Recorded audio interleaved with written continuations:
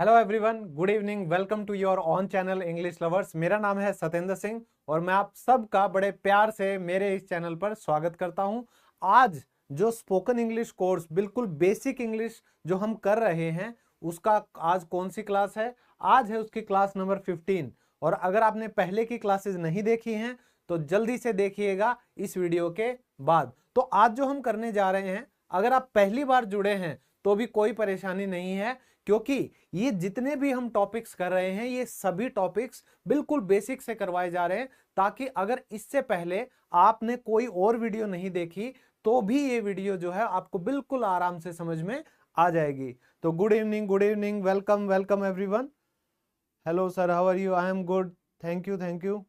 जल्दी से जुड़ जाइए भैया, बाकियों को भी जोड़िए। और वो कैसे होगा? जब आप लाइक करेंगे और शेयर करेंगे, है ना? तो अपने टीचर के लिए इतना तो आप कर ही सकते हैं।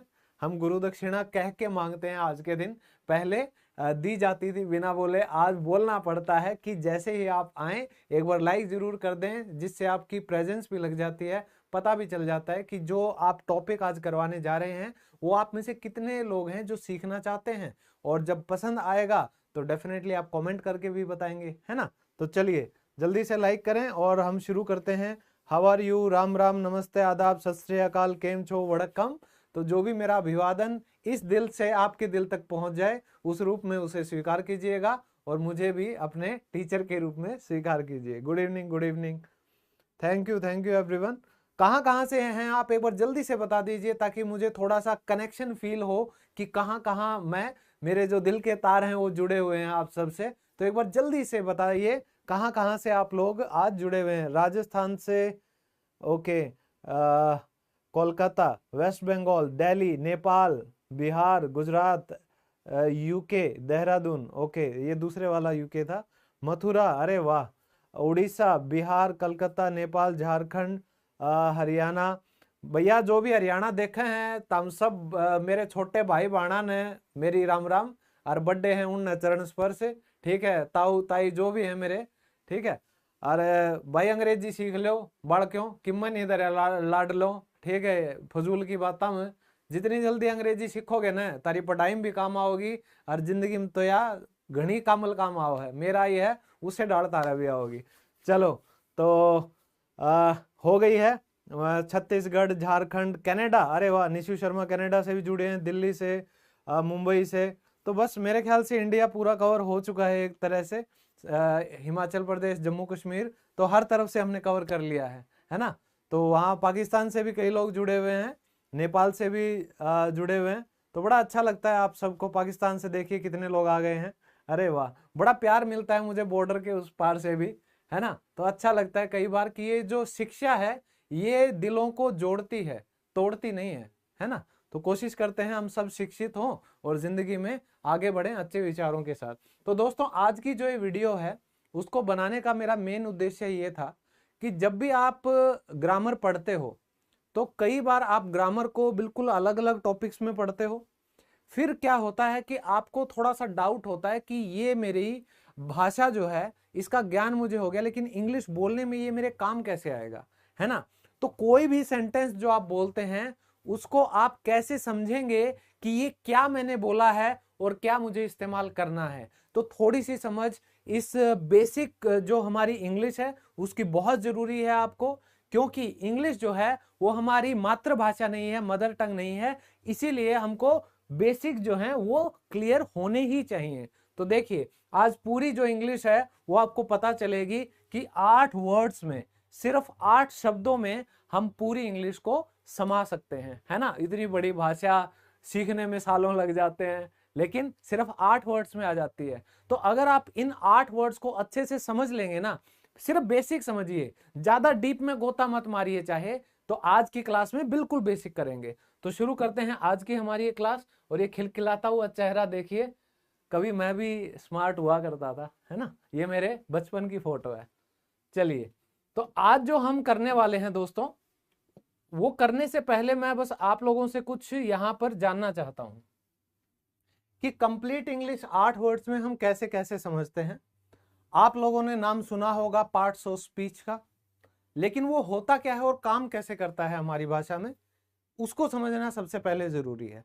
तो यहां एक सेंटेंस मैंने लिखा है, उसको ध्यान से देखिएगा। वाओ, तो आप हिंदी में या उर्दू में अपनी भाषा में क्या बोलते हैं? अरे वाह बोलते हो, नहीं बोलते? कुछ अच्छा एकदम सा दिखता है, आप बोलते हो ऐसा। तो जैसा आपने कहा wow, Amit gave her, Amit ने उसे दिया, क्या दिया भाई? एक डायमंड रिंग, हीरे की अंगूठी दी। बट लेकिन अनफॉर्चुनेटली यानी दुर्भाग्यवश क्या हुआ? शी, उसने क्या कर दिया? लॉस्ट यानी कि खो दिया, इट यानी कि इस अंगूठी को, कहां? इन द पार्टी, यानी कि कोई पार्टी थी, वहां पे घुटनों पर बैठ के किसी ने आपको प्रपोज किया, डायमंड रिंग दी, लेकिन जल्दबाजी में या एक्साइटमेंट में आपने क्या किया? वो खो दी।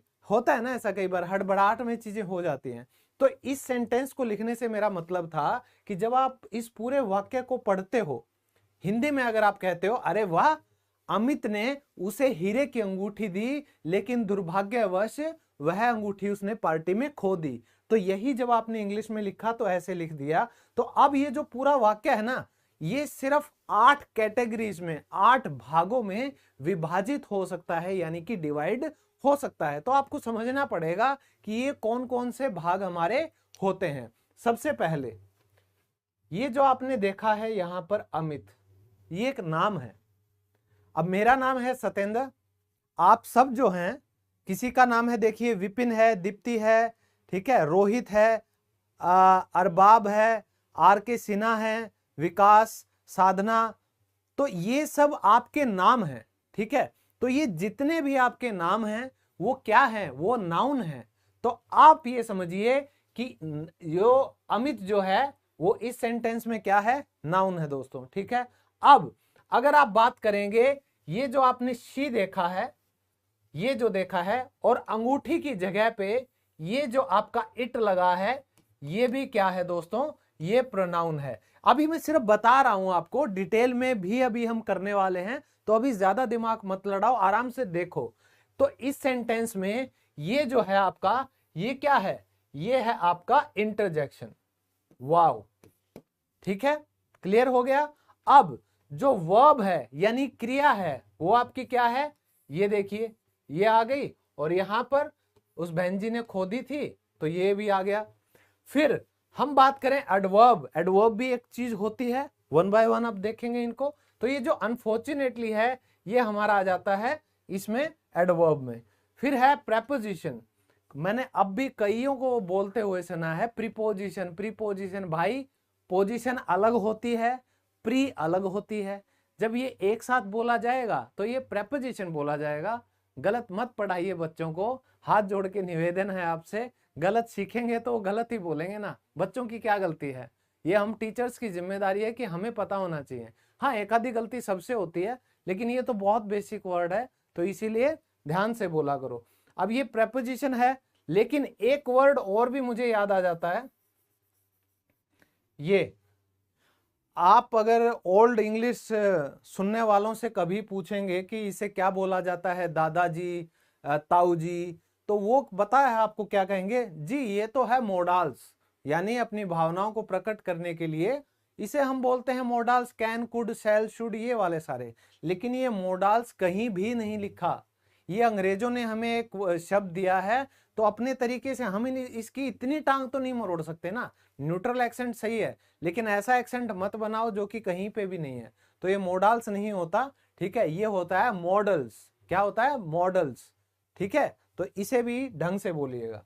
फिर है कंजंक्शन, तो ये जो हमने दो सेंटेंसेस को जोड़ा है, जैसे भाई अमित ने उसे एक हीरे की अंगूठी दी, एक वाक्य ये हो गया, मतलब समझ में आ रहा है। फिर दुर्भाग्यवश उसने पार्टी में वो खो दी, तो ये दूसरा वाक्य है। इन दोनों वाक्यों को जोड़ने का काम किया है कंजंक्शन ने, तो ये जो हमारा बट है ये हो गया कंजंक्शन, ठीक है। अब ये जो डायमंड है ये हमारा क्या बन गया? ये बन गया एडजेक्टिव, और ये जो ए है ये भी हमारा क्या है? एडजेक्टिव है।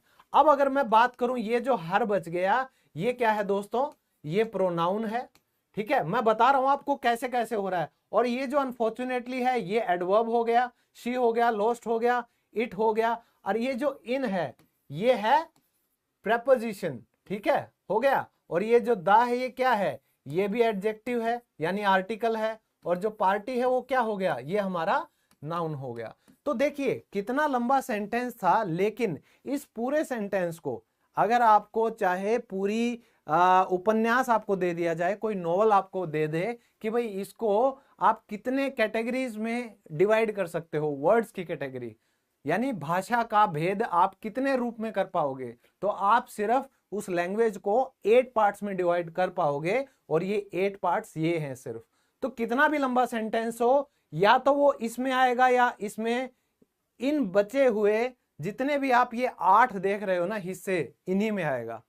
समझ आ गया, समझ आ रहा है भाई? चलिए अब हम करते हैं कि ये 1 बाय 1 हम इन्हें समझने की कोशिश तो करें कि ये हैं क्या, है ना। तो देखिए ये होता क्या है दोस्तों, और ये इतनी बड़ी माया क्यों है, और हमें क्यों ये छोटी बात समझ में नहीं आती, क्यों हम बार बार ये टॉपिक्स जो हैं हमें कहीं ना कहीं से पढ़ने पड़ते हैं, समझने पड़ते हैं। तो इसे बिल्कुल प्यार से अपनी जो आम जिंदगी अभी जो आप जी रहे हो उससे रिलेट करते हुए जो ट्रिक्स होती हैं वो यही होती हैं कि आप अपनी आम जिंदगी से उनको जोड़ लो। ठीक है, तो देखिए पार्ट्स ऑफ स्पीच ये क्या होता है, ये किसी भी भाषा का, किसी भी भाषा में पार्ट्स ऑफ स्पीच होती हैं। हमारे हिंदी में भी हैं, उर्दू में भी हैं, हर भाषा में। तो देखिए ये होते हैं भाषा के भेद। भाषा के भेद यानी कि कितने भेद आप उनके बना सकते हो, कितने पार्ट्स आप उनके बना सकते हो, इसीलिए पार्ट्स ऑफ स्पीच यानी कि लैंग्वेज इन्हें बोला जाता है। क्लियर है? अब सबसे पहले आपको क्या समझना है, कोई भी जो भाषा होती है, अब देखो पीछे ढोलक की आवाज आ रही है ना, आज आपको भजन संध्या जो हमारे गली में, यहाँ मैं दिल्ली में हूं अभी, तो यहाँ गली में छोटी सी गली है और उसी में छोटा सा टेंट लगा के माता का जागरण हो रहा है पूरा। तो मुझे लगता है सारी रात मुझे सोने नहीं देंगे, तो आपको अगर हल्की हल्की आवाज आ रही है तो आप भी आनंद लीजिए, मजा लीजिए म्यूजिक का, टीचिंग के साथ साथ। ठीक है, देखिए तो ये क्या कहता है कि किसी भी भाषा में द वर्ड्स यानी कि जो शब्द यूज्ड यानी इस्तेमाल किए जाते हैं इन द सेंटेंसेस, वाक्यों में, तो वाक्यों में जो शब्द इस्तेमाल किए जाते हैं आर डिवाइडेड इनटू, उन्हें बांटा जाता है, उनका भेद किया जाता है। कैसे? डिफरेंट पार्ट्स यानी अलग अलग भागों में। दीज आर कॉल्ड वर्ड्स, और इन्हें क्या कहा जाता है? शब्द कहा जाता है। ठीक है, शब्दों से ही तो बनती है ना कोई भाषा। देखिए मैंने आप लोगों को शायद ये बिल्कुल आराम से बेसिक में करवाया था कि हम जब बात करते हैं इंग्लिश की, ठीक है, इंग्लिश 26 लेटर्स, इन्हें क्या बोलते हैं? वर्णमाला बोला जाता है। ठीक है, इसी को इंग्लिश में हम क्या बोलते हैं? अल्फाबेट बोलते हैं। तो ये जो 26 लेटर्स हैं, तो ये जब आपस में कंबाइन होते हैं इनसे बनते हैं वर्ड्स।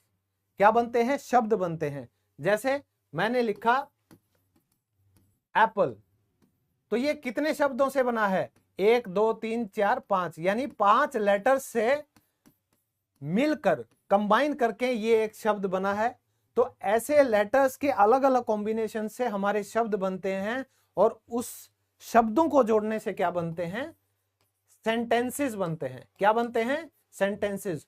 और जब हम वाक्य बोलने लग जाएं, for example if I am talking to you and I am teaching you English grammar here, so whatever am I saying, if you are able to understand that, if you are able to interpret that, it becomes a communication tool, and that's what qualifies as a language.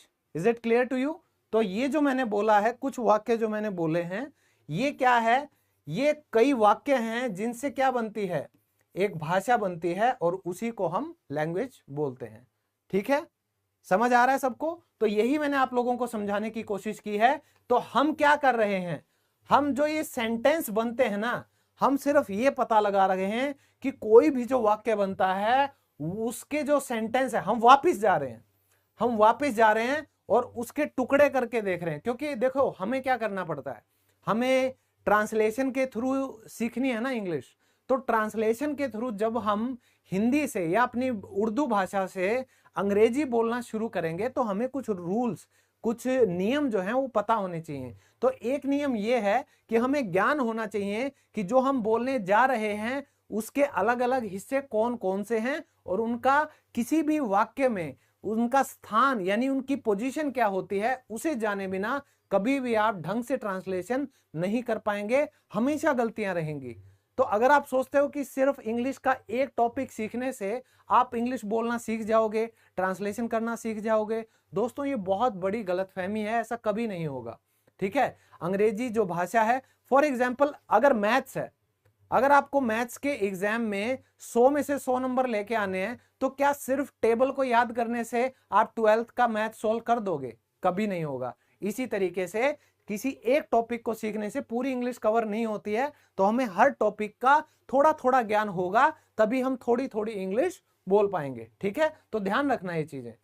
अब मेरा कहने का ये मतलब था कि ये हमने सीख लिया, अब पहला हिस्सा देखते हैं होता कौन सा है। और ये बिल्कुल भी मुश्किल नहीं है, आप उंगलियों में इन 8 पार्ट्स को जानने लग जाओगे, एक दूसरे को बताने भी लग जाओगे। ठीक है, चलिए पहला, ये आपने जो हिंदी व्याकरण जिन्होंने स्कूल में पढ़ी है उन्हें संज्ञा सुनाई दिया होगा कभी। तो जो संज्ञा होती है हिंदी में वही हमारी इंग्लिश में क्या होती है? नाउन। और जिनको हिंदी नहीं आती उनके लिए मैं बता देता हूं कि नाउन क्या होता है। अब दोस्तों एक काम करो, अभी आप जहां भी बैठे हो, जिस कमरे में भी बैठे हो, अपने आसपास जो भी चीज आपको दिखाई दे रही है, जो भी चीज आप अपनी आंखों से देख सकते हो, वो क्या है? वो नाउन है। देखो अपने कमरे में, देखो क्या क्या है आपके पास। ठीक है, तो आप सभी चीजें जो देख पा रहे हो वो आपके लिए नाउन है। और मैं आपको एक सच्चाई बताऊं, आप जिंदगी में कभी भी किसी भी चीज को अगर शब्दों में बता सकते हो, उसको एक नाम दे सकते हो। मान लीजिए आपको गुस्सा आ रहा है, बहुत गुस्सा आ रहा है, आप कहते हो मुझे गुस्सा आ रहा है। ठीक है, और मैंने ऐसे इसलिए कर लिया क्योंकि आजकल मैं बॉक्सिंग एकेडमी मैंने ज्वाइन की है। ये अंदर की बात बता देता हूँ, पता नहीं बुढ़ापे में नए नए शौक पाल रखे मैंने भी। तो भिवानी से हूं ना, तो बॉक्सिंग का कीड़ा अंदर बचा हुआ था, तो यहाँ पड़ोस में एक बॉक्सिंग एकेडमी मिल गई, तो वो मैंने ज्वाइन किया। सुबह 4:30 बजे उठ के घुसा हूं वहां पे। चलो देखते हैं कल जा पाऊंगा या नहीं। तो मैं क्या करूं, अगर मैं कहता हूं मुझे गुस्सा आ रहा है, बहुत गुस्सा आ रहा है, तो अगर आपने गुस्सा, आपको पता है कि एक शब्द है, आपने इस भावना को एक नाम दे दिया, तो किसी चीज को भी आप जो नाम दे रहे हो ना, वो नाउन है आपका। एन फॉर नाउन और एन फॉर नाम, ये याद रखो। तो आपको जिंदगी में कभी नहीं भूलेगा कि भाई ये नाउन किस चिड़िया का नाम है। नाउन हमेशा याद रहेगा, और कुछ चाहे याद रहे या ना रहे। ठीक है, चलिए नेक्स्ट। तो ये है नेमिंग समथिंग और समवन। भाई किसी इंसान को, किसी गधे को, किसी जानवर को, किसी का भी आप नाम दे देते हो। फॉर एग्जाम्पल नए नए आप घर पे डॉगी पपी ये लेकर आते हो ना, खरगोश, कुछ भी, तोता वोता, तो उन सबके आप नाम रख देते हो। ये मेरा मिट्ठू है, ये मेरा जॉनी है, ये टाइगर है। तो आपने क्या कर दिया भाई, उसको नाम दे दिया, वो नाउन बन गया। और नाम अगर आप नहीं देते तो क्या होता, वो डॉग होता, वो भी एक नाउन है। तो यही तो खूबसूरती है।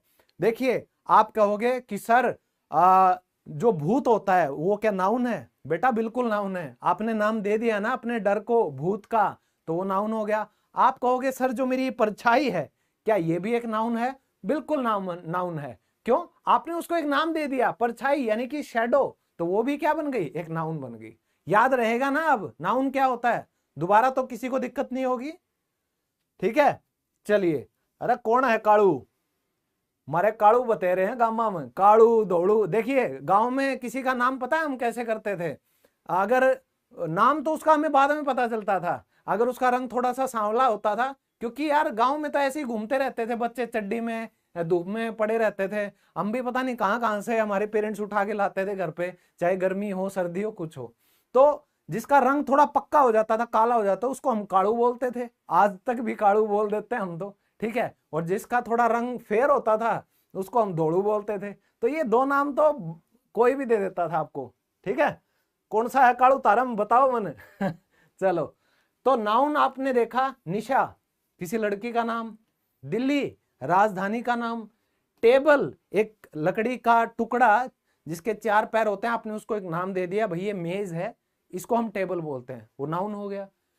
रिवर मतलब पानी बह रहा है, आपने देखा कि ये बहुत बड़ा, बहुत ज्यादा पानी बह रहा है बहुत बड़ी जगह में से, आपने उसको एक नाम दे दिया नदी, तो नदी क्या हो गया, नाउन हो गया। तो इसी तरीके से पंखा, स्कूल, सैडनेस, उदासी, भावनाएं जितनी भी आपकी, जॉय, ठीक है, हर्ष है, सैडनेस, उदासी है, एंगर, गुस्सा है, तो जिस तरह का भी आप महसूस करते हो, फियर, डर है, एंजाइटी, बेचैनी है ना, आजकल बेचैनी बड़ी होती है लोगों को, अकेलेपन से बड़ा डर लगता है, भागते हैं इधर उधर, कुछ तो चाहिए, एंजाइटी होने लगती है, स्ट्रेस की दवाइयां लेने लगते हैं, है ना, क्यों? क्योंकि हालत ऐसी हो गई है कि कुछ ना कुछ या तो हाथ में चाहिए और वो हाथ में नहीं मिलता तो फिर बेचैनी हो जाती है, तो उसे बोलते हैं एंजाइटी, स्ट्रेस, तनाव, ठीक है। तो ये जितने भी आपने नाम दे दिए ये बन गए आपके नाउन। क्लियर है? चलिए अब करते हैं नेक्स्ट। तो नेक्स्ट है दोस्तों प्रोनाउन। अब ये देखो, नाउन तो ठीक है, उसके आगे प्रो लग गया। प्रो का मतलब क्या होता है? एक्सपर्ट होता है, ठीक है। और आपकी जगह कौन ले सकता है? सिर्फ एक्सपर्ट ले सकता है। तो हमेशा याद रखो, जब भी आप इनमें से किसी भी चीज को बदल देते हो, रिप्लेस कर देते हो, कैसे? यानी बार बार आप ये थोड़ी ना कहोगे Delhi is the capital of India, Delhi is the place where I live, Delhi is a beautiful city, Delhi has this and this, you know, many malls, the famous mall and everything. तब क्या होगा? आप बार बार दिल्ली दिल्ली दिल्ली बोलते जाओगे, अगले वाले की कान में खुजा मचेगी और वो कहेगा कि दिल्ली बिल्ली बिल्ली सुनाई दे रहा है, बंद कर बकवास, है ना। रिपीटेशन से हम क्या होते हैं? ऊब जाते हैं। इसीलिए हमने क्या करा? हमने नाउन की जगह प्रोनाउन ले लिया कि भाई एक बार किसी सेंटेंस में शुरुआत में हम नाउन ले लेंगे। निशा जो है ना, निशा जो लड़की है, हमने एक बार तो बोल दिया कि निशा इज माय गर्लफ्रेंड, ठीक है। लेकिन उसके बाद आप बोलते रहे Nisha is my girlfriend, Nisha is very beautiful, Nisha has gorgeous hair, ठीक है, Nisha has you know great personality, Nisha is very emotional. तो बार बार निशा निशा निशा, आपका दोस्त चिढ़ के पटाक आपको कंटाप देगा। क्या है? बोला क्या पका रहा है मुझे क्या निशा की वो सुननी है पूरी गाथा। तो आप अगर ये कहोगे Nisha is my girlfriend, she is very gorgeous, she has beautiful hair, she has you know an emotional side, तो इस तरह की चीजें आप बोलोगे तो सुनने में थोड़ा ठीक लगता है ना। तो इसी तरह इंग्लिश में ये जो नाउन है, इसको आप सिर्फ एक बार इस्तेमाल करोगे, उसके बाद हम इन सब की जगह प्रोनाउंस का इस्तेमाल करेंगे। तो इसे बोला जाता है हिंदी में सर्वनाम, यानी नाम से पहले सर्व लग गया कि भाई सभी का नाम इक्वल हो जाता है, जहां पे वो सर्वनाम हो गया, ठीक है। तो प्रोनाउन बोलते हैं। भाई कोई हिंदी का ज्ञाता हो चिढ़ मत जाना, मैंने तो समझाने के लिए बोल दिया, ठीक है। चलिए, और ये करता क्या है? रिप्लेसमेंट ऑफ नाउन, यानी नाउन का स्थान ले लेता है, नाउन की जगह पर आता है, ठीक है। क्लियर हो गया सबको? चलिए, अब ये नाउन की जगह कौन कौन ले सकता है? अब देखो, निशा की जगह आप क्या लगा सकते हो? मैंने बताया शी लगा सकते हो। अब दिल्ली है, कोई शहर है, नॉन लिविंग है, आप उसकी जगह इट लगा दो। एक से ज्यादा बंदे हैं, उनके लिए दे लगा दो। किसी और इंसान की बात हो रही है, यू लगा दो। खुद की बात कर रहे हो, आई लगा दो, ठीक है। हम, वी, अस, माय, मेरा, तुम्हारा, उसका, ठीक है, लड़की के लिए उसका, देयर्स यानी उनका, ठीक है। ये ही लड़के के लिए, अरे रे रे क्या हो गया भाई, नाराज हो जाता है यार ये एकदम से, है ना। तो देखो, प्रोनाउन समझ में आ गया। जो भी आप आज तक अंग्रेजी में पढ़ते आए हो, आई, वी, यू, दे, वो क्या है? वो सारे सर्वनाम है, प्रोनाउन है। माई, मेरा, यू, योर, तुम्हारा, ये सारे प्रोनाउन है। समझ आ गया? क्लियर है? चलिए, अब आते हैं थर्ड। और भाई सबको बता रहा हूं, इंग्लिश में कुछ भी समझ में ना आए, ध्यान से सुनो, कुछ भी समझ में ना आए, लेकिन अगर आपको ये वर्ब नहीं आता ना, तो इंग्लिश आएगी नहीं, कभी नहीं आएगी। ये मैं लिख के दे सकता हूं, सर्टिफिकेट बनवा लो, ठप्पा मार दूंगा, ठीक है। क्योंकि ये जो वर्ब है, ये आपको सारे जो इंग्लिश की भाषा है ना, उसका जो मेन निचोड़ है ये वो आपको दे देती है। वो कैसे देती है, ध्यान से सुनो। वर्ब का मतलब क्रिया, यानी कि कोई काम होता है। तो मान लीजिए आप किसी ऐसे देश में चले जाते हो जहां पर आपको इंग्लिश ही बोलनी है और कोई भाषा का इस्तेमाल ही नहीं होना, और आपको क्या आता है, आपने जो मैंने 500 वर्ड्स दिए ना, आपको 500 वर्ब दिए हैं, मैंने आप लोगों को 500 वर्ब्स फ्री में दी हैं मेरी वेबसाइट पे। तो इंग्लिश लवर्स की वेबसाइट पे जाओ और जिसने नहीं देखा 500 वर्ब्स देखो। तो मान लीजिए आपने कुछ नहीं करा, आप वो 500 वर्ब्स का रट्टा मार के और आप किसी विदेश में चले गए, तो आपको पता चला कि अगर आपको डायरेक्शन पूछनी है तो आपको क्या पूछना पड़ेगा, डायरेक्शन। ठीक है, आपको जाना है, गो। ठीक है, वापस आना है, रिटर्न। ठीक है, कुछ खरीदना है, बाय। आपको कुछ बेचना है, सेल। तो इस तरह की वर्ब अगर आपको आती है तो भी भाई आपका काम चल जाएगा। ठीक है, लेकिन अगर ये नहीं आता ना, तो आप चाहे इनमें से कुछ भी बोल लेना, कुछ काम नहीं आएगा। समझ आ रहा है? तो ये सबसे इंपॉर्टेंट इंग्लिश में क्या है, वर्ब है। मैं तो कहता हूं वर्ब जो है वो दिल है इंग्लिश का। ऐसे बनता है क्या दिल? मेरे को बनाना ना भी नहीं आता ना, आजकल ये निब्बा निब्बी बना लेते हैं, 2 सेकंड में ऐसे बना के डाल देंगे। ऐसे ही बनता होगा भाई, ऐसे बनता है ना ये। हाँ, तो जो वर्ब है वो मेरा नहीं, वो अंग्रेजी का दिल है। तो इस दिल को धड़कन की तरह अपने पास संभाल के रखो। ठीक है, इसे बोला जाता है एक्शन वर्ड। यानी कि जब आप एक्शन की बात करते हो, it means you are talking about a verb. Is it clear? Now move on. अब ये वर्ब भी अलग अलग तरह की होती है। ठीक है, जैसे हेल्पिंग वर्ब्स, जो कि सिर्फ क्या करती हैं, कोई अगर एक्शन हो रहा हो उसके लिए सब्जेक्ट के हिसाब से, प्रोनाउन के हिसाब से या नाउन के हिसाब से वो मदद करने आती हैं। ठीक है, ये हमने टेंसेस में किया भी था। तो जैसे is, am, are, was, were, has, have. ठीक है, और ये जो बी की फॉर्म है ना, बीइंग है और बीन है, ये सभी हमारी क्या हैं, ये सभी हमारी हेल्पिंग वर्ब्स हैं। ठीक है, समझ आ रहा है आप लोगों को? फिर ऑक्सिलरी वर्ब। ऑक्सिलरी वर्ब भी कौन सी वर्ब होती हैं? ये ऐसी वर्ब होती हैं जो आपका इमोशन, जो आपकी फीलिंग तो सामने वाले तक इजहार मोहब्बत या जो भी आप कहना चाहते हो वो कर देती हैं, लेकिन इसको फिर भी जरूरत पड़ती है एक मेन वर्ब की। तो ये भी कहीं ना कहीं हेल्पिंग वर्ब की तरह ही काम करता है, इसीलिए इसको बोला जाता है ऑक्सिलरी वर्ब। ठीक है, जैसे आपके जितने भी मॉडल्स हैं, will, shall, can, could, should, would, dare, need, ये सभी जो मॉडल्स हैं ये आपके हैं ऑक्सिलरी वर्ब्स। आपको पता होना चाहिए। वो क्यों होना चाहिए? क्योंकि जब भी आपको इंग्लिश के ग्रामर के कुछ रूल करने पड़ेंगे कि भाई इसके साथ ऑक्सिलरी वर्ब के साथ मेन वर्ब आएगी, तब आपको याद आएगा कि सर ने बताया था वर्ब्स के अंदर कि ऑक्सिलरी वर्ब नाम की भी एक चीज होती तो है ना। Don't worry. और हेल्पिंग वर्ब कितने टाइप की होती हैं? 23 टाइप्स की हेल्पिंग वर्ब होती हैं। टोटल वर्ब्स आपकी 23 होती हैं, सारी मैं करवाऊंगा, डोंट वरी। ठीक है, स्टेटिव वर्ब। अब दोस्तों स्टेटिव वर्ब कौन सी होती हैं? ये वो वर्ब होती हैं जो कि कोई एक्शन में इंक्लूड नहीं होती। यानी अगर कोई एक्शन हो रहा है तो उसका ये पार्ट नहीं बनती, उन्हें बोला जाता है स्टेटिव वर्ड। ध्यान से देखिएगा, स्टेटिक वर्ब भी आप इन्हें बोल सकते हैं, जो कि एक जगह स्थिर रहती हैं, वो कोई काम नहीं करती, है ना, उसमें तो हेल्पिंग वर्ब भी आ जाती हैं। लेकिन स्टेटिव वर्ब एक स्टेट बताएंगी कि भाई ये क्या है। फॉर एग्जाम्पल मैं कहता हूं I like you, I like you, तो ये जो लाइक है, जो मेरी पसंद है, ये कुछ देर तक ठहरने वाली है। ये ऐसा नहीं है कि जब मैं बोल रहा हूं कि भाई आई लाइक यू तो मैं तुम्हें पसंद करता हूं, जैसे ही सेंटेंस खत्म हुआ मेरी पसंद उड़ गई। फॉर एग्जाम्पल मैंने कहा I am eating a burger, तो मैंने बर्गर खा रहा हूं, तो ये सेंटेंस भी बोला, लेकिन जैसे ही बर्गर खत्म हुआ वो सेंटेंस उड़ गया ना, उसका कोई यूज नहीं रहा। लेकिन ये जो स्टेटिव वर्ब्स हैं ये कहते हैं कि अगर हम पिक्चर में आते हैं, हम इस्तेमाल होते हैं, इसका मतलब हम कुछ देर तक रुकते हैं।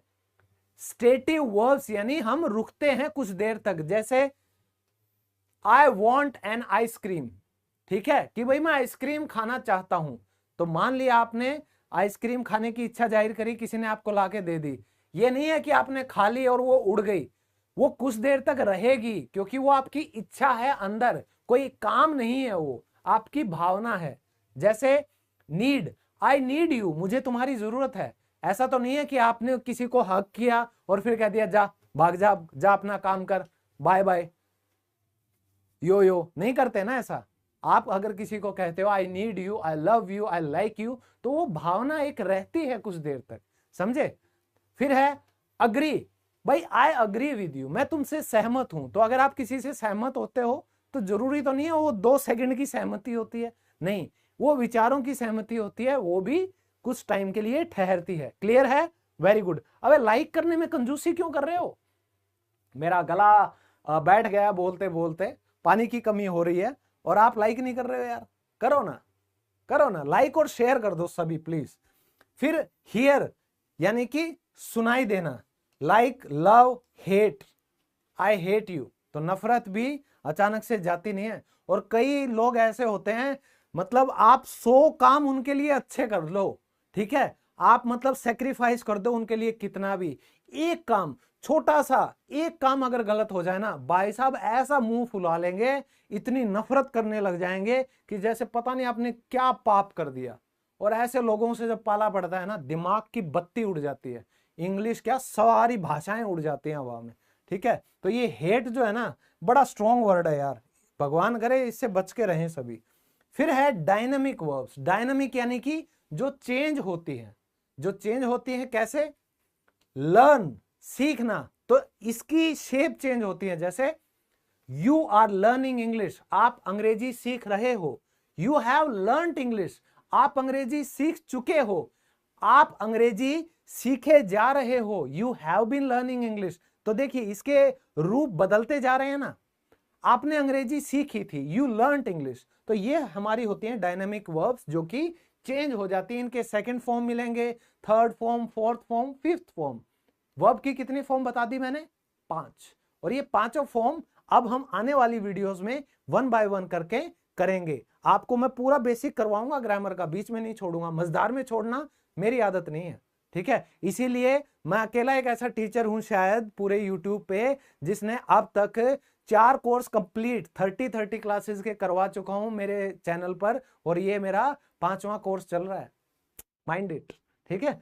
तो देखिए जैसे लिखना, राइट, प्ले, जंप कूदना, स्लैप थप्पड़ मारना, पंच मुक्का मारना, स्पीक बोलना, वॉक यानी कि चलना, तो ये जितने भी वर्ब्स हैं ये अलग अलग रूपों में, अलग अलग टेंसेस की फॉर्म्स में यूज होती हैं, इसलिए इन्हें बोला जाता है डायनामिक वर्ब्स। क्लियर है? यहां तक मजा आ रहा है सबको? Very good. अरे गुड बाय, अच्छा good job sir, thank you Rukhsar. मुझे लगा आप गुड बाय बोल रहे हो, मेरा तो दिल सा टूटने वाला था कि यार पता नहीं बच्चे बीच में क्यों जा रहे हैं, कई बार दिखाई नहीं देता ना, ये नजरों का धोखा हो जाता है, उम्र हो चली है भाई, क्या करें, है ना। चलिए, तो वही है, बच्चों से बिछड़ना पसंद नहीं है हमें, ठीक है, इसीलिए मैं कहता हूँ लाइक करो और बच्चे आए।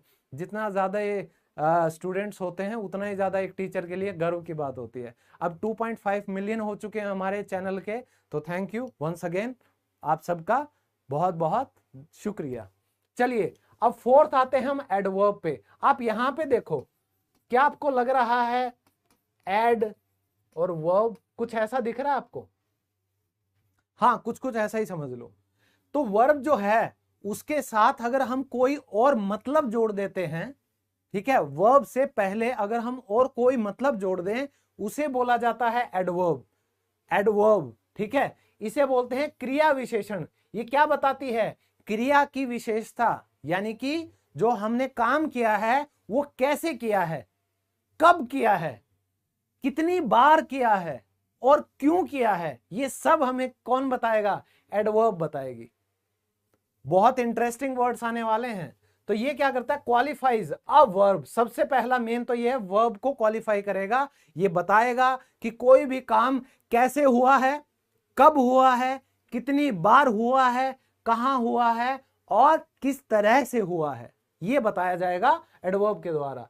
और ये एडजेक्टिव विशेषण जो होता है ना, ये उसके सामने भी आ सकता है और जो दूसरी एडवर्ब हो उसके सामने भी आ सकता है। तो 3 जगह ये आ सकता है। कैसे आएगा वो हम डिटेल में करेंगे, टेंशन नहीं लेने का, बस समझने का कि आखिर माजरा क्या है, होता क्या है। देखिए टुडे, अगर मैं कहूं आज, टुडे, बीता हुआ कल, यस्टरडे, आने वाला कल, टुमारो, नाउ, अभी, लेटर, बाद में, ये सारे क्या हैं भाई, ये हमारे एडवर्ब हैं। क्या हैं? एडवर्ब हैं। तो आपको पता होना चाहिए कि ये आएंगे कहां पे। कहीं आप इसको लगा दो नाउन के आगे तो भैया गड़बड़ हो जाएगी। क्यों? नाउन के आगे नहीं आता। इसने क्या बोला, मैं या तो वर्ब के आगे आऊंगा, ज्यादातर वर्ब के आगे ही आता है, या मैं एडजेक्टिव के आगे आ सकता हूं, या मैं खुद ही एक और एडवर्ब के सामने आ सकता हूं। तो नाउन के आगे नहीं आएगा, प्रोनाउन के आगे नहीं आएगा, प्रेपोजिशन जो भी हमने किया है ना अब तक, किसी के आगे नहीं आएगा इन 3 को छोड़कर। तो आप बताओ, मदद नहीं मिलेगी, पता नहीं चलेगा कि कहां लगाना है कहां नहीं लगाना। बताओ मेरे शेरों, अरे बताओ। हैं? कुतुबुल्ला अली कह रहा है सर आपसे मिले बिना नींद कहां आती है। अरे वाह, ऐसा इरादा रखोगे तो मुझे रोज आना पड़ेगा फिर लाइव। चलिए देखिए, very, you are very intelligent. तो ये जो वेरी मैंने लगा दिया, ये क्या है भाई? ये हमारा एडवर्ब ही होता है। क्या होता है? Adverb. She is very beautiful, she is very beautiful. तो जहां भी आज के बाद आप देखो ना वेरी लगा हुआ है, टक से दिमाग में आना चाहिए, अरे ये तो हमारा एडवर्ब है। और एडवर्ब अगर आया है तो किसके सामने? वर्ब के आगे, या एडजेक्टिव के आगे, या वो एडवर्ब के आगे। जगह पता अगर हो गई ना, आधी प्रॉब्लम सोल्व हो जाएंगी। फिर जैसे लाउडली, कोई चिल्ला रहा है बहुत जोर से, लाउडली, तो कोई चिल्लाता है वो हमारा काम नहीं है। एडवर्ब बताता है वो कैसे चिल्लाता है, जोर से चिल्ला रहा है, नॉर्मल चिल्ला रहा है, बिल्कुल प्यार से चिल्ला रहा है, मतलब कैसे चिल्ला रहा है। ठीक है। फिर है लेट, यानी बाद में, नाउ, अभी, ये सारी चीजें किसमें आती हैं? एडवर्ब में। ऑलरेडी, पहले ही, हियर, यहां, देयर, वहां, ये भी क्या है? एडवर्ब है भाई मेरे। समवेयर, कहीं, ऑफन। दोस्तों इसको ध्यान से देखो, अगर आप में से किसी ने हाल फिलहाल में कई वेब सीरीज में या किसी मूवी में इसको ऑफ्टन सुन लिया ना, तो आप गलत नहीं हो। ये अंग्रेजों के ना दिमाग में कई कीड़े उछलते रहते हैं टाइम टाइम पे। इन्होंने इसको पहले ऑफन कर दिया, टी साइलेंट कर दिया, लेकिन अब कई जो यंग जनरेशन में लोग हैं वो क्या कह रहे हैं कि यार टी है तो हम इसे बोलेंगे। बोल ले भाई, हमारे बाप का क्या जाता है, हम तो ऑफन ही बोलेंगे। ठीक है, हमें इंग्लिश बोलने से मतलब है, तुम्हारे ट्रेंड फॉलो करने से मतलब नहीं है ज्यादा, है ना। तो आप इसे ऑफन बोलो या ऑफ्टन बोलो, बिल्कुल सही है। लेकिन ऑफ्टन जो है ये बिल्कुल ही आप कह सकते हो कुछ एक स्पेशल वर्ग है, सिर्फ वही इसको ऑफ्टन बोलने लगा है आजकल, नहीं तो कोई नहीं बोलता, ऑफन ही चलता है। क्लियर है? तो ध्यान रखना। फिर है दोस्तों विशेषण। विशेषण क्या करेगा भाई? विशेषता बताएगा। अब मुझ में क्या खास है, आप में क्या खास है, ये जो हमारी क्लास चल रही है इसमें क्या खास है। अगर आप किसी की भी तारीफ करते हो ना दुनिया में, तो आपको एडजेक्टिव की जरूरत पड़ती है। अगर आप किसी की बुराई करते हो ना जिंदगी में, आपको एडजेक्टिव की जरूरत पड़ती है। और हां, सबसे पहले आप इसको बोलना सीखिए, ये एडजेक्टिव नहीं होता। मैं पास में आ जाता हूं, हालांकि मेरा मुंह काला पड़ जाएगा, वैसे काला नहीं होगा, मतलब छाया नहीं आएगी। एडजेक्टिव नहीं होता, ये होता है एडजेक्टिव। क्या होता है? एडजेक्टिव। ध्यान से, ये जो डी है ना, ये जो आपको डी दिखाई दे रहा है, ये साइलेंट है, ये नहीं बोला जाता। अगर कहीं पे भी आप इसे गलत सुन रहे हो तो भैया माफी चाहता हूं, उन अंग्रेजी अध्यापकों की तरफ से मैं माफी मांगता हूं। तो ये बनेगा आपका एडजेक्टिव। एडजेक्टिव, ये डी साइलेंट रहेगा। क्लियर है? Okay, very good. अब हम गलती इसलिए कर देते हैं क्योंकि ये जो डी है ना एडवर्ब में, ये साइलेंट नहीं है। लेकिन कुछ चीजें भाई याद करनी पड़ेंगी, कुछ चीजें हमारी मजबूरी है। जैसे इंग्लिश हमारी मजबूरी है, सोसाइटी में ढंग से कहीं बैठने के लिए, जाने के लिए, अच्छी नौकरी पाने के लिए, सब्जेक्ट में अच्छा करने के लिए, और यानी कॉम्पिटिटिव एग्जाम्स में अपने सब्जेक्ट्स को समझने के लिए, कई वजहों से हमें इंग्लिश पढ़नी पड़ रही है।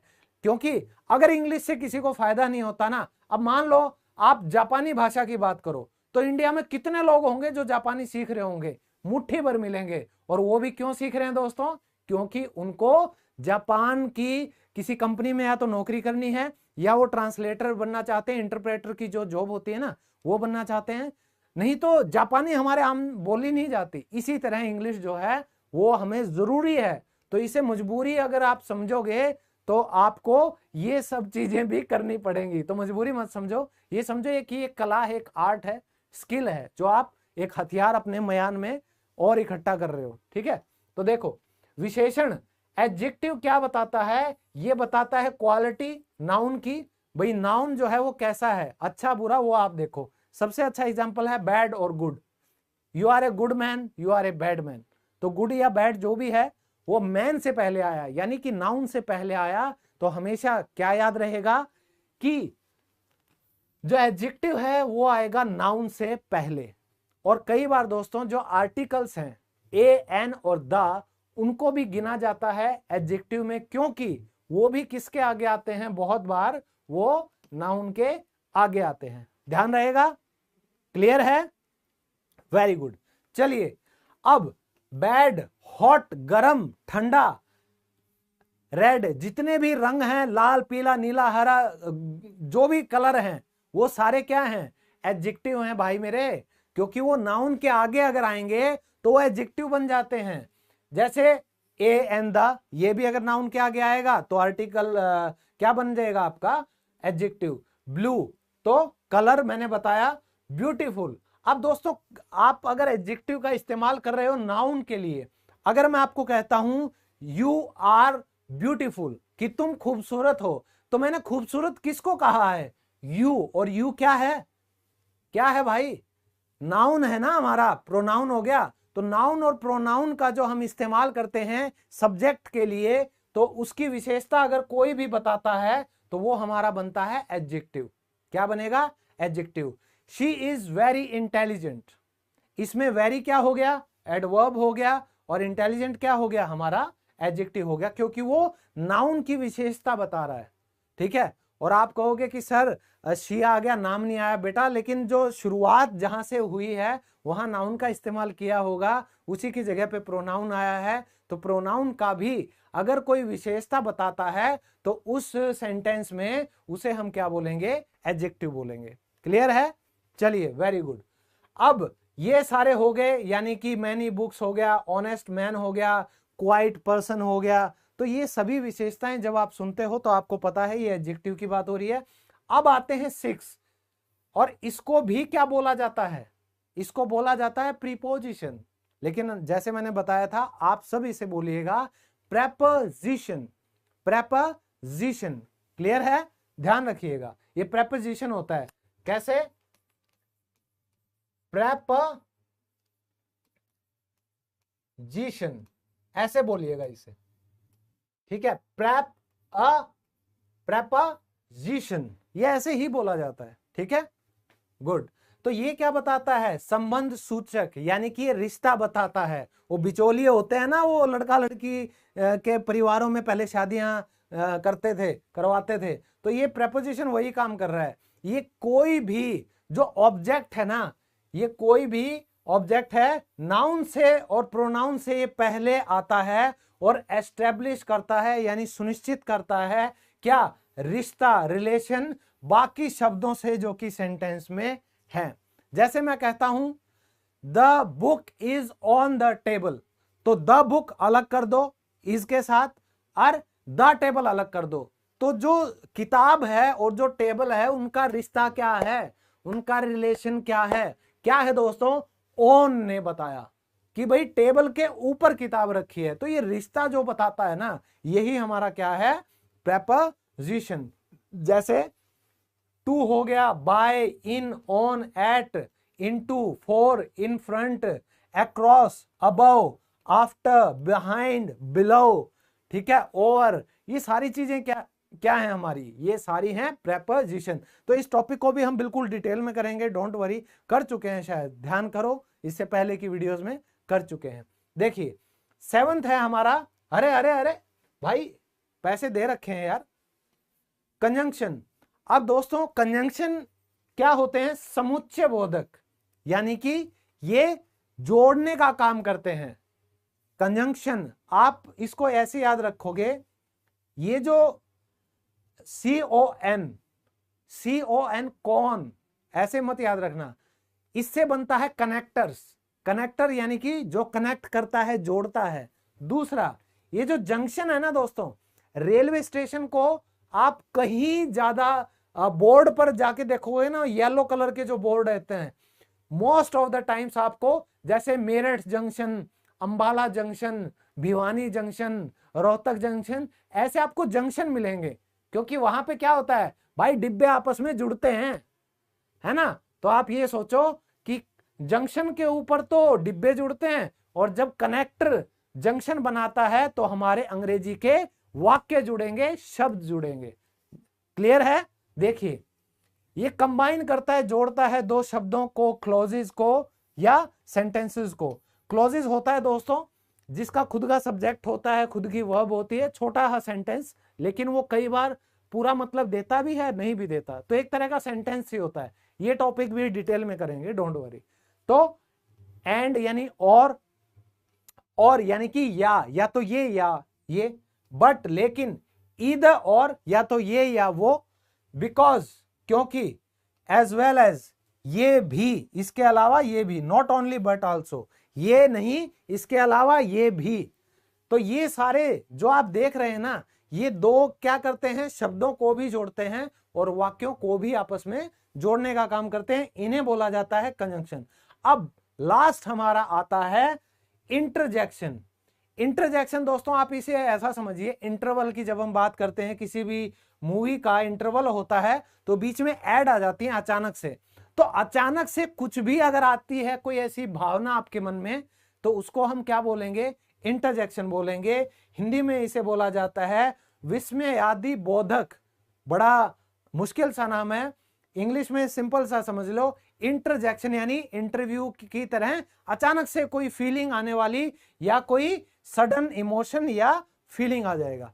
अब जैसे मैं आप लोगों को कई बार नहीं कहता हेलो, तो ये जो हेलो आप बोलते हो ना, दिन में कितनी बार बोलते होगे यार अपने दोस्तों को फोन पे? शायद कोई ऐसा दिन जाता ही नहीं होगा कि आप इंटरजेक्शन का यूज नहीं करते, आप हेलो बोलते हो। वो भी हमारा क्या है भाई, इंटरजेक्शन ही है, ठीक है। लेकिन इस शब्द की एक खास बात है, इसके साथ आपको ये एक्सक्लेमेशन मार्क जरूर लगाना पड़ेगा, ठीक है। तो आप कभी भी देखोगे ना, जो आपको रिटर्न में कई बार लिखा मिलता है, hello this is Satyendra calling, how are you, can I talk to Sumit, तो ये चीजें जब भी आप देखोगे तो हेलो के आगे आप लोगों को ये एक्सक्लेमेशन मार्क जरूर मिलेगा। और ये देखो हमारा छोटा भाई साहब छुटकू सा, सबसे ज्यादा हम ये बोलते रहते हैं दिन में, ओके ओके, हॉर्न ओके, जो भी ओके होता है वो भी हमारा क्या है, इंटरजेक्शन। और आप कहोगे सर इसमें कौन सी फीलिंग आ रही है अचानक से? तो इसमें भी फीलिंग आ रही है, पता है कौन सी? इसमें आ रही है कि ठीक है, ठीक है। तो आप पूछते हैं तो ये भी इमोशन के साथ सडन फीलिंग में पूछेंगे, ठीक है। रोहित यूट्यूबर, ये क्यों आप लोग ना ऐसे उल्टे सीधे काम करते हो? अब देखो, कोई किसी को यहां ब्लॉक करना ना करना, ये क्या मतलब बकवास चलती रहती हो, ठीक है। आप सब एक काम किया करो ना, आप सब यहाँ पे सिर्फ पढ़ाई पे ध्यान दिया करो, बाकी लोगों को करने दो बकवास। और जब वीडियो के एंड में मैं आपसे पूछूंगा कि भाई आपकी कोई समस्या, कोई क्वेरी है, तब आप अपनी समस्या पूछ लो। अब यार किस किस को रोकोगे? इस दुनिया में गधों की कमी थोड़ी ना है, ठीक है। घोड़ों से ज्यादा आज के दिन गधे हैं, समझ रहे हो? तो कोई बात नहीं, इग्नोर करना सीखो जिंदगी में। अब आपको पता है मैं इनको उल्टा सीधा कुछ, मेरा भीतर का जाट जाग गया ना यार, मैं उल्टी सीधी किम बोल दी इन ताई, फिर मेरा क्या होगा? ये लाड लाएगा था, बिगड़ जाएगा, रोन लग जाएगा बैठ के, मास्टर जी ने मैं धमका दिया, मैं न्यू बोल दिया, ठीक है। मैं बोलने को पता नहीं क्या क्या बोल सकता हूँ, देसी जाट हूं मैं, बढ़िया वाला, सारी गाड़ा हूं मैं, बढ़िया एक नंबर, ठीक है। लेकिन कोई नहीं, मैं अपने ओहदे का लहजा रखता हूं ना, लिहाज रखूं तो तुम भी थोड़ा लिहाज रखा करो कि कहाँ पे आगे आप क्या चीजें बोल रहे हो, ठीक है। तो मैं हरियाणवी में कुछ बोलूं उससे पहले आप अपनी ये शर्मनाक हरकतें बंद कीजिए, ठीक है। तो देखिए, oh wow, excellent, alas, Bravo, ouch, UP, hello. तो तो ये जितनी भी चीजें होती हैं ये सारी हमारी जो भावनाएं हैं उसको अचानक कोई भी ऐसी दुखद भावना निकलती है, अरे यार। लेकिन आजकल पता क्या हो रहा है, आजकल एक वर्ड बना लिया है सबने अपनी सारी भावनाओं के लिए, उस एक शब्द को ही आप बोलते रहते हो बार बार। फॉर एग्जाम्पल देखिए, मैं आप लोगों को वो चीज क्या बताऊं, अब आप लोग अपने हिसाब से बहुत समझदार हो, ठीक है, तो समझ जाओगे। अब कई बार ऐसी चीजें होती हैं कि आप ये बोल देते हो, आजकल ये चला हुआ है ना, बहुत चला हुआ है, OMG। लड़कियां ज्यादा, मतलब आपने शायद देवलीना कोई थी बिग बॉस में, उसने OMG बोलना स्टार्ट किया, तब ज्यादा पॉपुलर हुआ होगा। लेकिन कई लोग बोलते हैं जो थोड़ा अंग्रेज बनने की कोशिश करते हैं दूसरों के सामने, अचानक से कुछ निकलेगा तो वो ये नहीं कहेंगे हे भगवान, वो पता है क्या बोलेंगे, OMG, वो ये बोलते हैं। तो चलो हर किसी का अलग, तो हेल बोल देंगे, ये बोल देंगे, ठीक है, ये बोल देंगे। तो आजकल ना हमने इंटरजेक्शन अपने अपने हिसाब से रख लिए हैं। अब मैं आप लोगों को सच्चाई बताऊं, हिंदी में हम क्या बोलते थे, देखो हम सिंपल सा ये बोलते थे,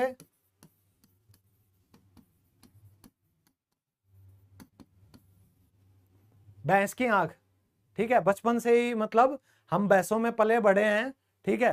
तो मम्मी ने 3 या 4 भैंसें हमेशा रखी थी घर पे, और कुछ भी मतलब अच्छा महसूस होता था तो कहते थे भैंस की आंख, मजा आ गया, और कुछ गलत होता था भैंस की आंख, यार मिस हो गया। तो ऐसे ना आपको क्या करना चाहिए, जब भी आप किसी सोसाइटी में जाते हो तो ये अचानक से निकलने वाली चीजें ऐसे होती हैं दोस्तों, इन पे काम करना सीखो, ठीक है। क्योंकि आजकल ना मैंने देखा है बहुत से यंगस्टर्स हैं वो इस वर्ड का बड़ा इस्तेमाल करते हैं, शिट यार और एफ यार, ये मतलब आप बहुत ज्यादा इस्तेमाल करते हो। तो आप एक बात सोचो, आप अपने परिवार के साथ बैठे हो, ठीक है, आपकी मम्मी बैठी हैं, आपकी बहन है छोटी, हैं आपके पापा हैं, आपके दादा या दादी हैं, मौसी है, कोई भी परिवार की फीमेल छोटी बड़ी सभी बैठे हैं आसपास, और अचानक से आपके मुंह से अगर ये वर्ड निकल जाए तो आपकी क्या इज्जत रहेगी, आप खुद सोच के देखो। आप घर से बाहर चाहे कितने ही बड़े macho man yo Honey Singh के फैन हो, लेकिन घर पे जब आते हो तो क्या चाहते हो आप कि जैसा आप बाहर अपना रूप दिखाते हो वैसा अपनी बहन को और मम्मी को भी दिखाओ? सोच के देखना कभी। तो मैं हमेशा जो स्टूडेंट्स मिलते हैं, मैं हमेशा उनको यही बोलता हूं कि ये जो वर्ड है ना, इसको कोशिश करो कि आप साइड रखो, हमेशा इतना इस्तेमाल मत करो, वो जीभ पे चढ़ जाएगा। और कभी अगर पेरेंट्स के सामने वर्ड गलती से अपनी छोटी बहन के आगे अगर गलती से निकल गया, भाई क्या इज्जत रह जाएगी, सोच के देखना, ठीक है। और लड़कियों को भी मैं कहूंगा, आजकल लड़कियां भी मतलब बहुत वर्ड्स का यूज कर रही हैं, ये वाला हो गया, ठीक है, या ये हो गया, थोड़ा सा इग्नोर करो ना इन चीजों को। आप क्या कह सकते हो, अरे और कुछ नहीं तो चलो यही बोल लो। और सबसे बढ़िया क्या करोगे, हे प्रभु, हे भगवान, ठीक है, अल्लाह, ऑलमाइटी, ठीक है, आप ये चीजें याद रखो ना, भगवान का नाम भी लिया जाएगा और आपकी भावनाएं भी निकल जाएंगी, चाहे अच्छी हो या बुरी, ठीक है दोस्तों। चलो, अरे कुछ भी याद करो, लेकिन एक ऐसा शब्द रखो कि जो कि आप अपने पेरेंट्स के सामने गलती से कभी निकल जाए तो आपका चेहरा जो है वो पीला ना पड़े, सफेद ना पड़े, और आपका जो अंतर मन है वो काला ना पड़े, बस इतना याद रखो, ठीक है।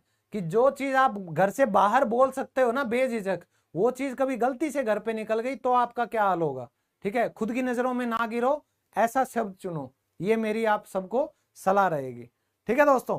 तो दोस्तों, मैंने आप लोगों को ये बात भी बतानी है कि ये जो मेरी वेबसाइट है, इस पे मैंने स्टेप बाय स्टेप पूरा 30 क्लासेस का कोर्स PDF सेक्शन में लगा दिया है।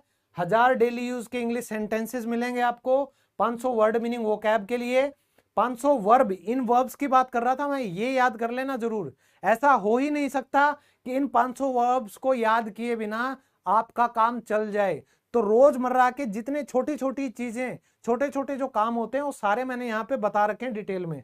और स्टडी नोट्स, चाहे टेंसेस हो, ईडियम, फ्रेजेस, पंक्चुएशन, जितने भी आपके इंग्लिश के टॉपिक हैं, उन सभी के आप लोगों को ग्रामर टॉपिक्स के एग्जाम्पल के साथ नोट्स भी मिल जाएंगे। और कहाँ मिलेंगे, चलो ये भी बता देता हूं, ठीक है। आप कहोगे कि सर ये आप क्या कर रहे हो, तो चलो ये तो आप करोगे ही भैया। Thanks for watching, like share और सब्सक्राइब।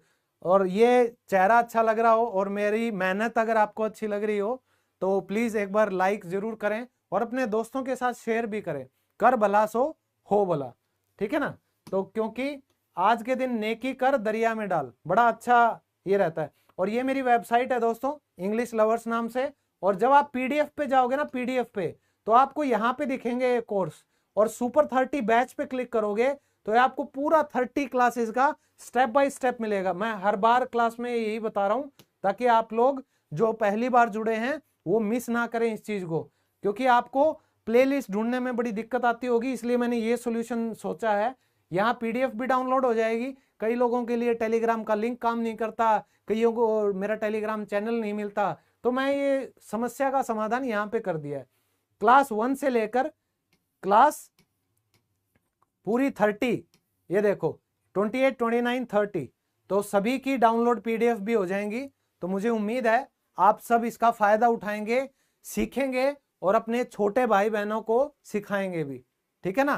तो मेहनत करते रहिए, और अगर किसी को कुछ पूछना है तो अभी आप पूछ सकते हैं। अभी मैं आप लोगों के लिए यहाँ पे और रुकने को तैयार हूं, क्योंकि थोड़ा सा और आप जाने से पहले लाइक जरूर कर दीजिएगा सभी, गुरु दक्षिणा के रूप में। मेरी आज की मेहनत के बदले मुझे लाइक्स दो, दो ना लाइक्स दो ना। चलिए, मैंने नहीं किया सर, क्या नहीं किया, तो कर लो भैया। Thank you. यस सर है। असम में एक बात कही जाती है कि आपकी भाषा ही आपकी पहचान है। बहुत अच्छी बात है, भाषा से ही सब कुछ। देखो ये जो बिना हड्डी की जीभ है ना, ये इंसानों को जोड़ भी सकती है और रिश्ते तोड़ भी सकती है। तो आपके हाथ में, आप इसका इस्तेमाल कैसे करते हो, ठीक है। और बताइए भैया, एक बार और एक्सप्लेन करो। VS gaming, I am really sorry कि मैं पूरा 1 घंटा अभी बोल के टायर्ड हो चुका हूं, तो आप इस वीडियो को कृपया करके दोबारा देख लीजिएगा, ठीक है। और कोई टॉपिक अगर आपको कुछ पूछनी है, सेंटेंसेस में कैसे करें। सार्थिक, चलो मैं आप लोगों को एक बात बताता हूं। आई एम टीचिंग इंग्लिश। तो मुझे आप सब एक बात बताइए, इसमें जो मैंने आज पार्ट्स ऑफ स्पीच कराए हैं, तो ये क्या है, या मैं ये कहता हूं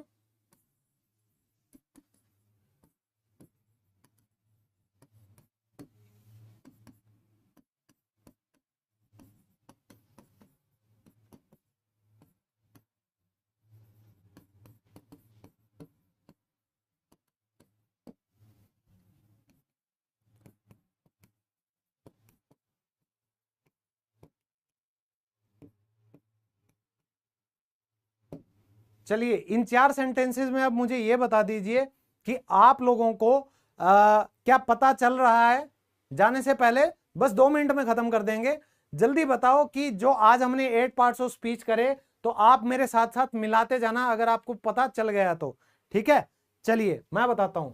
ये जो आई है ये है आपका प्रोनाउन, ये एम है ये है आपकी वर्ब, ये जो टीचिंग है ये क्या है, ये आपकी मेन वर्ब है, मेन वर्ब, ये हेल्पिंग वर्ब है। तो ये 2 वर्ब हो गई। और ये क्या है, इंग्लिश, ये आपका नाउन हो गया। इसी तरीके से ये आपका क्या है, प्रोनाउन है, ठीक है। ये आपकी हेल्पिंग वर्ब है। ये क्या है आपका, एडजेक्टिव है। क्या है, एडजेक्टिव, ठीक है। वो अभी हिंदी में बोलने लग गए ना तो एडजेक्टिव ही निकलता है, लेकिन कोशिश करो जैसे ही गलत बोलो एकदम से ध्यान आना चाहिए कि अरे गलत निकल गया मेरी तरह, एडजेक्टिव। और सिंगर, ये क्या है, ये नाउन। अब ये बताओ जल्दी से करके देखो, आपको पता चला क्या। दीपक चौहान, नेक्स्ट लाइव क्लास होगी फ्राइडे को, ठीक है। मंडे, वेंसडे एंड फ्राइडे, दोस्तों 3 दिन अब मैं क्लासेस लिया करूंगा लाइव रात को 9 बजे। अगर कोई इमरजेंसी हुई तो मैं कम्युनिटी पोस्ट में आप लोगों को मैसेज दे दूंगा, नहीं तो ये मान के चलो कि मंडे, वेंसडे और फ्राइडे हमारी हफ्ते में 3 दिन अब लाइव क्लासेस चला करेंगे। मैं कोशिश करूंगा और ज्यादा करने की, अभी के लिए ये 3 दिन, ठीक है। अरे बता तो दिया दीपक।